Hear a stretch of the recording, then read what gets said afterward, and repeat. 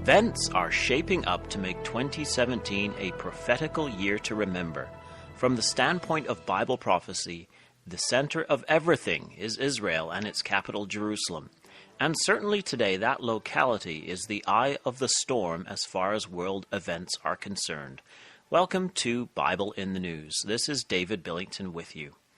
In the area known today as the West Bank, or more correctly Judea and Samaria, there is a small peaceful Jewish village of caravan homes on a hilltop called Amona.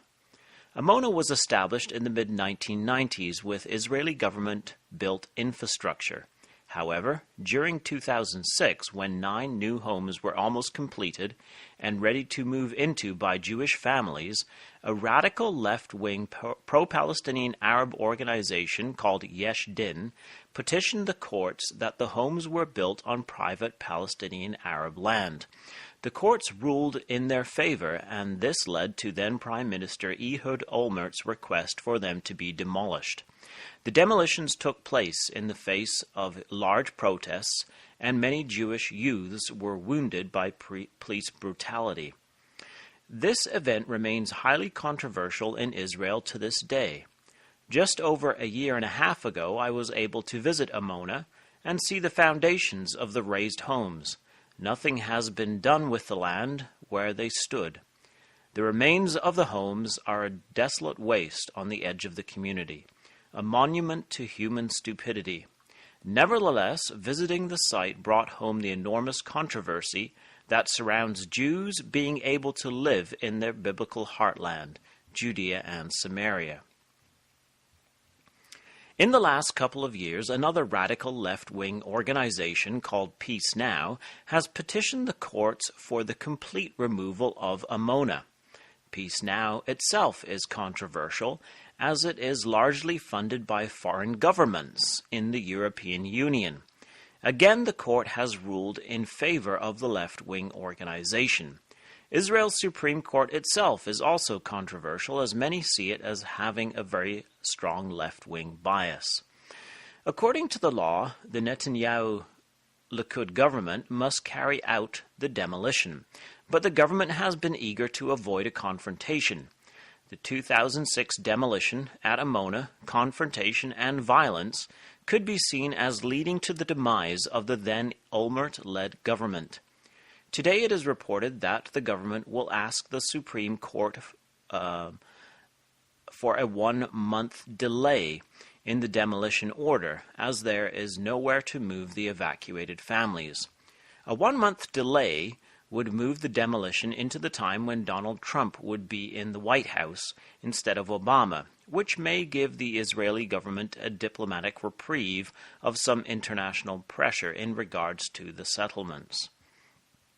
The difficulty of dealing with Palestinian Arab claims to land that has been built on by Jews has led the government to put forward a new law called the Regulation Law. It would provide a way out for those Jewish communities that have been built on land decades ago, which are then subjected to Palestinian Arab claims that many feel are completely fraudulent. The proposed regulation law would not help communities where there is already an ongoing court case such as Amona, but it would settle many others. The regulation law is garnering significant international attention, with condemnations from the EU, the U.S. State Department, and others claiming that the law is contrary to international law. By some, it is seen as a step towards Israeli annexation of the portion of the West Bank which is fully under their control. If these court cases continue, and if there is a problem with international law, it could force Israel to annex some of the territory in the area known as the West Bank. This once again demonstrates the absurdity of 40 caravan homes garnering the attention of the EU, the UN, the U.S. State Department, and many others. Judea and Samaria certainly is the eye of the storm.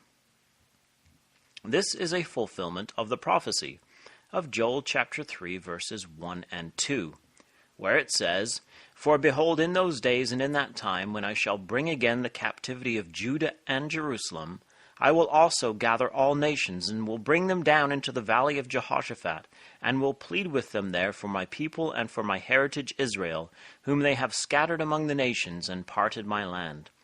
Joel prophesied that in the days when God would restore Judah and Jerusalem to his people, there would be a great controversy among the nations, which would bring them down into the land where God would judge them, in regards to his people and heritage of Israel, whom they had previously dispersed among the nations and partitioned the land of Israel.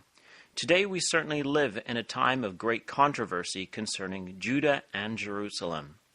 Other events in the world also seem to be building up to a major change in Israel, one that could very well have to do with the West Bank area and Jerusalem.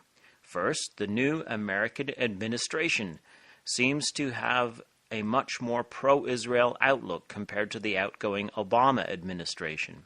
If these words translate into actions when the new administration comes to power, it will open the door to the possibility of great changes taking place in Israel and the Middle East.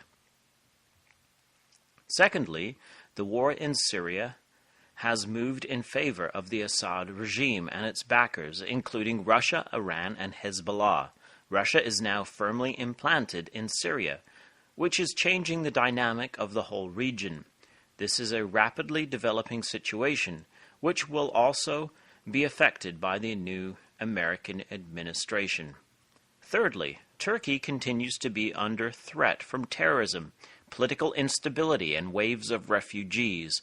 At any point, Russia could exploit the situation in a move to regain control of the Bosphorus and Constantinople.